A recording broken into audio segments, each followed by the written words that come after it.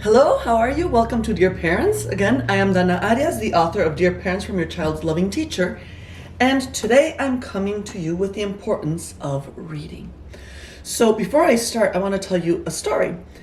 And I love this story because it's actually the kids in the library coming up with their lovely answers. And they're quite intuitive and quite smart. All our kids are just amazing. But anyway, so the story goes like this.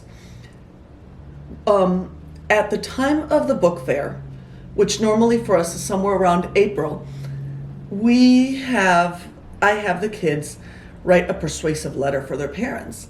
And they have to come up with ideas as to why it's important to read, because when we're wanting to be persuasive, we really need to have a good idea. And if we want mom and dad to buy us books, they have to have some very good answers. So we normally brainstorm, and this is kind of a list of what comes up when they're talking about why it is important for them to, get books and read. And these are, their answers. 1, reading makes me smarter. That's very true. And we always then go ahead and talk about how it is that if they are getting smarter, they're getting all this information from books. So then they say, well, guess what? Reading helps us learn all these things that we didn't know. And some of them, and I love it when I start hearing the first graders and the kindergartners go, we're learning facts when we read. And I love that. So that's one of the things. It makes us smarter. We learn facts, we get information. Others, will say, well, it keeps us entertained. We like hearing stories. And that is also very valid because some children will not choose nonfiction books, but they will choose fiction books. So of course it keeps them entertained. Another, and this is one of my favorite, I like when I talk to my mommy and daddy and read to them. When I cuddle next to them and read to them. Or when my mommy reads one page and I read another page. So these are some of their ideas. And that's very true. So I wanted to kind of break down these ideas a little bit for you. If we take everything that they're saying, and I always draw this picture, and I've got a paper here. When we say that they're getting smarter, we've talked about this with the kids.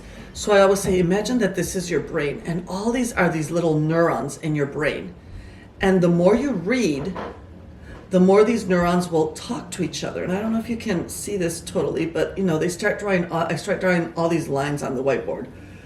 And they start forming these, connections. And the more we read, the stronger these connections and the darker they start getting because we're practicing. Which brings me to, yes, you are actually getting smarter because your neurological connections are connecting. The other thing that kids sometimes will say is that, my fluency improves. So fluency is that ability to be able to read quicker and faster and not be focused so much on one single word. That is true. They do learn new facts when we're reading. And lately, some of my students are really into animal books. And they love to tell me everything that they want to tell me about the tiger or the lion or the cats. Cats are a big thing this year. Got no idea why. It goes like by years. But cats are really big this year. And one of my students loves to get an ice cream book out, and she makes all these, ice cream recipes at home. So yes, they're learning. Another thing is that it actually helps them with their language development. The language development, it gives them vocabulary. And it not only gives them vocabulary, but it also helps them to be able to use this vocabulary someplace else, not only within their classroom. So you start seeing that vocabulary outside of the classroom and outside of that contextual, of the books.